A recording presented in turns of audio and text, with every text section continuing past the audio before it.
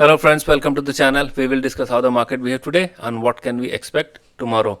So first thing first, we will discuss what happened in market today and what we had discussed yesterday. तो कल हमने कहा था कि we are expecting a gap down opening because of the various geopolitical development और Fed का एक decision भी पेंडिंग था. No Fed as per expectation उन्होंने कोई रेट कट अनाउंस नहीं किया है और उन्होंने कहा है कि शायद हम एक और रेट कट कर सकते हैं इस साल में पूरे. That is a very subjective. This is that lot of data देखना पड़ेगा हमें. दूसरी बात यह है कि Fed was also very very sceptical around कि भाई जिस तरीके से तेल वेल के दाम बढ़ रहे हैं तो it might have a impact on US inflation as well. So they are monitoring that situation. So this is somewhat hawkish. I wouldn't say fully, but there was somewhat hawkish. Coming to the other factors पर कि भाई Israel overnight they have attacked some gas infrastructure of Iran and retaliation में Iran ने Qatar का कुछ एक gas infrastructure पे attack कर दिया है. तो ओवरऑल अगर हम ऑयल एंड गैस का इक्वेशन देखें तो तेल के दाम अराउंड $118 बढ़ गए थे. It is cooled off from there. ये ओवरऑल सिचुएशन जो है हमारे लिए is not at all positive है, हमारे नेगेटिव है, क्योंकि हम अराउंड 80 to 90% अपना ऑयल का जो कंजम्पशन उसको इंपोर्ट करते हैं. और अगर तेल के दाम बढ़ते हैं they will have direct implication on our finances, current account deficit और फिजिकल डेफिसिट पे हमारा एक बहुत बड़ा इम्पैक्ट होगा. और उससे क्या होगा कि सरकार जो है वो बैकफुट पे आ जाएगी. तो वो बहुत मुश्किल हो जाएगा सरकार के लिए सिचुएशन कि भाई तेल के दाम बहुत ज़्यादा बढ़ गए हैं. तो जो चीज़ हम शायद हॉस्पिटल और मेट्रोज और अलग बनाने में खर्चा करने वाले थे, अब हम वो खर्च करेंगे तेल खरीदने में. ठीक है. So which is again not very positive from the economic stand point.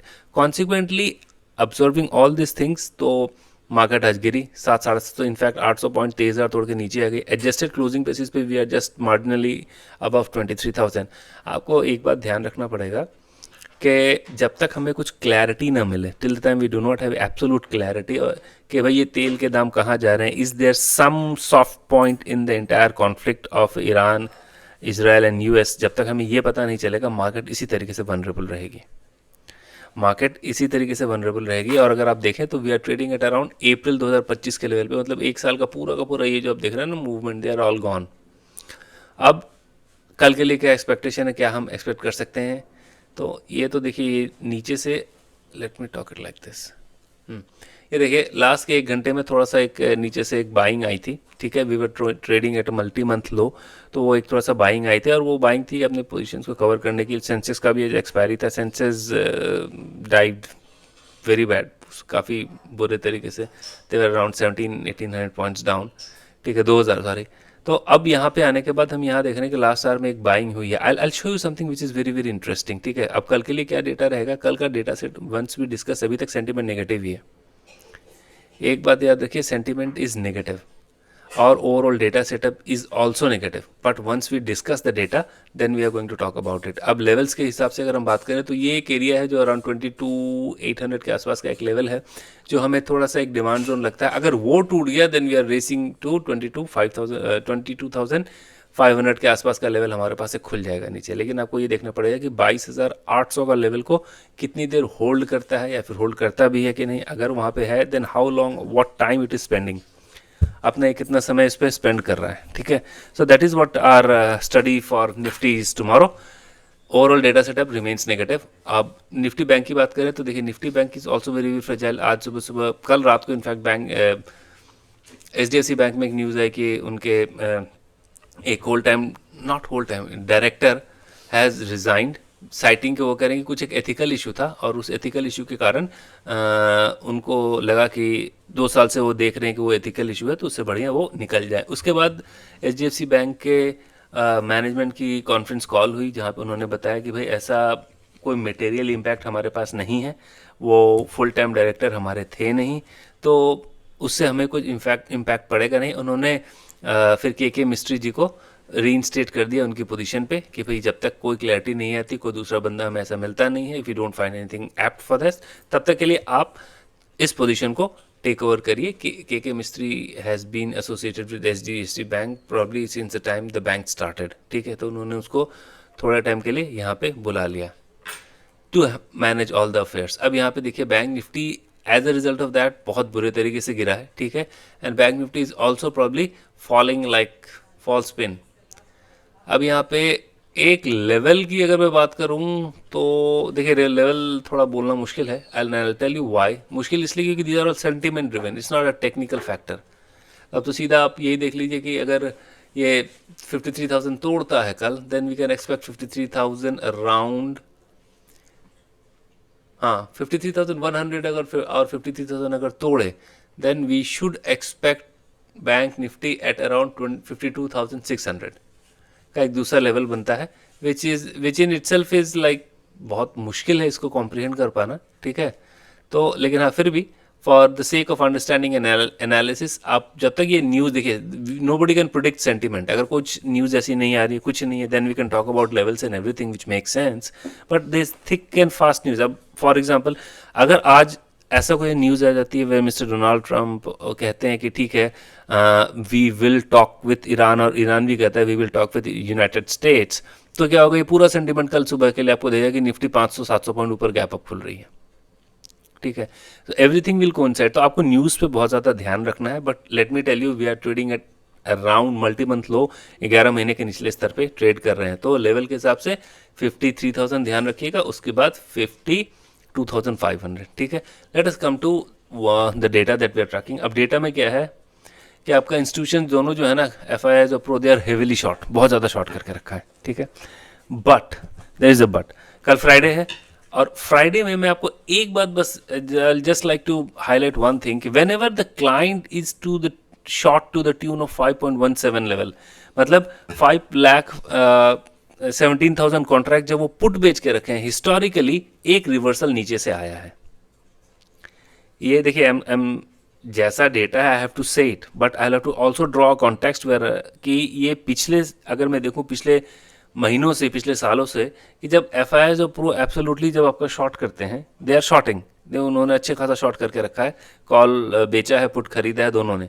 लेकिन अगर क्लाइंट दोनों के पोजीशंस को एब्जॉर्ब कर रहा है तो फिर वो एक्सट्रीम कैटेगरी पे चला गया है, ठीक है। तो जब एक्सट्रीम कैटेगरी पे चला गया है, मेरा एक मानना है कि जो भी लो होगा, मतलब 53 अगर मैं करूं कि 22,800 के आसपास अगर एक लो बनाता है, तो वहां से एक शार्प रिवर्सल देखने को मिल सकता है। आप इस बात को थोड़ा सा ध्यान में रखिएगा, ठीक है। Overall data setup is negative. FIIs की बात करें तो FIIs ने अपने शॉर्ट्स को थोड़ा बढ़ाया है फ्यूचर में, DIIs ने अपने शॉर्ट्स को DIIs ने अपने लॉन्ग्स को थोड़ा कम किया है, प्रो ने अपने शॉर्ट को कम किया है। और ये एक इंडिकेटर होता है जहां पे हमें ये पता चलता है कि शायद मार्केट कल थोड़ा सा रिवर्स कर सकती है, and I am telling you why. पहला हाफ में अगर आप ये मान के चलिए कि पहला हाफ में काफ़ी गिर गए तो सेकंड हाफ में रिवर्सल होगा, या फिर सेकंड हाफ में अगर काफ़ी ज़्यादा बढ़ गए तो, फर्स्ट हाफ में अगर काफ़ी ज़्यादा बढ़ गए तो सेकंड हाफ में रिवर्सल होगा। I am telling you why. Pro हर समय अपने पोजीशंस को हेज करके रखता है, उसने अपने फ्यूचर को जो लॉन्ग थे उनको कम किया है। इसका मतलब ये है कि वो ऑप्शन में लॉन्ग जाएंगे, वो दोनों को एक साथ लेके नहीं चलते हैं। That is the correlation that we have found कि व्हेनेवर उनको मार्केट थोड़ा सा उठाना होता है तो अपने फ्यूचर को वो कॉन्ट्री बिहेव करते हैं। ये इन्होंने इसलिए लॉन्ग किया था कि मान लेते हैं काफ़ी ज़्यादा शॉर्ट पोजीशन थी उनकी, अगर वो बाय एनी चांस वो रिवर्स हो जाती और जो उन्होंने पुट खरीदा था अगर वो पुट गिर जाती तो उनको बचाने के लिए कौन आएगा? अगर मार्केट पुट गिरती मतलब मार्केट बढ़ता तो उनको बचाने के लिए future, this future will help them. That is why I am saying that this future falling is an indicator that they can be some late recovery, ठीक है। क्लाइंट की बात करें तो client has increase their longs. Cash activity में FIIs have sold again, 7,000 crore का बेचा है, 7,500 करोड़ का बचा है, दैट इज एब्सोल्युटली नेगेटिव, ठीक है। निफ्टी में इन्होंने बहुत तगड़ा एक शॉर्टिंग की है और बैंक निफ्टी रिलेटिवली थोड़ा सा बेटर पोजीशन है। कैश में जैसे मैंने बताया कि उन्होंने 7.5 करोड़ की सेल ऑफ की है। अब now let us look at some other things that I think we should discuss. अब यहाँ पे ओपन इंटरेस्ट की अगर हम बात करें तो यहाँ पे बहुत ऊपर के लेवल पे 23,500, 23,200, 300 पे बहुत ज़्यादा कॉल राइटिंग हुई। ये देखिए नीचे कॉल राइटिंग में, these are all green bars और कॉल राइटिंग। और हमारे पास एक मेजर सपोर्ट जो दिख रहा है यहाँ पे 23,000 का दिख रहा है, जहाँ पे एक सब्सटेंशियल पुट राइटर यहाँ पे खड़ा है। दिन भर में उस पर कोई एक्टिविटी नहीं है, दिन भर में देखो तो वहाँ पे भी कॉल राइटिंग ही बढ़ा है। पर ओवरऑल अगर मैं पोजीशन देखूँ ओपन इंटरेस्ट की तो 23,000 के लेवल पे आपका एक बहुत स्ट्रांग पुट राइटर खड़ा है। अगर वो टूटता है then probably we might race to 23,800 and then 23,500 का लेवल। तो इसको आप ध्यान में रखिएगा। ओपन इंटरेस्ट के हिसाब से 23,000 appears to be a strong put writer zone. Let us come to the oil prices now. अब ब्रेंट का अगर आप देखिए तो ब्रेंट 107 106 ऐसे दिखा रहा है. ठीक है, अगर ये फिर अगर आप सुबह देखें कि it is just passing through this level, तब आप ये मान के चलिए कि there is some problem in the market. Market में थोड़ी कुछ दिक्कत है. अब ये यहाँ पे मिस्टर डैक्स जो है ना, करेंसी, ये करेंसी जो है यूएस डॉलर, ये 99 के आसपास चल रही है. इसने 100 का हाई लगाया है. अगर यहाँ पे ये फिर से ऊपर जाती है, फिर हमारे पास मार्केट के लिए थोड़ी सी दिक्कत आ जाएगी. ठीक है, क्योंकि ये कॉन्ट्री बिहेव करती है, दूसरे डायरेक्शन में बिहेव करती है. So you have to watch before you trade. Dow Jones is falling, Dow Jones गिरा हुआ है. Let us look at Gift Nifty.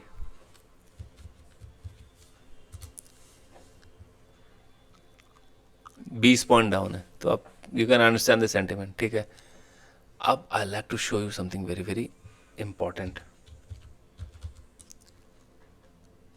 ये देखिए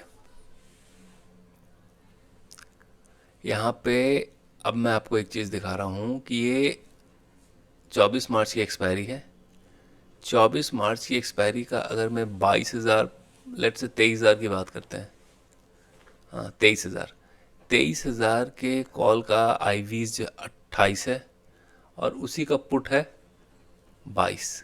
ठीक है, तो मतलब कॉल की आईवीज यहाँ पे काफ़ी बढ़ी हुई है कंपेयर टू पुट की आईवी. अगर आप out of the money calls भी देखें तो out of the money calls में आपको दिखेगा कि 23,200 की अगर मैं बात करूं तो 23,200 में 26 का कॉल आईवी है और पुट की आईवीज है 21 की. This is very very important observation. ठीक है, अब लेट अस लुक एट 30 मार्च की एक्सपायरी का. तो 30 मार्च की एक्सपायरी पे 26 का है आईवीज और पुट की आईवीज 22 की है. देखिए, अब कॉल की आईवी बढ़ने का मतलब कॉल खरीदा भी जा रहा है. There somebody who is buying abundant call. Next expiry में ज़्यादा बढ़िया दिख रहा है कि जहाँ पे कॉल की आईवीज काफ़ी इन्फ्लेटेड है. And this is the reason why I am saying that probably they can be a good reversal from the bottom. ये हमें देखने को मिलता है. ठीक है, कल की ओपनिंग कैसी होगी उसको आप थोड़ा ध्यान में रखिएगा, बट नॉट दैट कि इस लेवल पे आने के बाद आप पूरा का पूरा नेगेटिव होकर के जाएंगे. That is not what our take is, that is not our observation is. हमें ये लग रहा है कि probably somewhere down the line 22,800 के आसपास एक, अगर हमारे पास other factor for example crude वगैरह थोड़ा सा रीजनेबल होते हैं, कोई एक ऐसी न्यूज़ आती है, अगर ये तेल के दाम गिरते हैं तब तो ये हमारे लिए पॉजिटिव है. एंड आई थिंक अगर कुछ एक news, good news regarding Iran, Israel and US conflict में आता है, then probably we should expect कि market can rebound from the lows of the day. So that's our analysis for the market. Hope you would have liked it. I request you to please like the video and click or subscribe to the channel if you have not subscribed. Thanks for watching. See you tomorrow. Take care.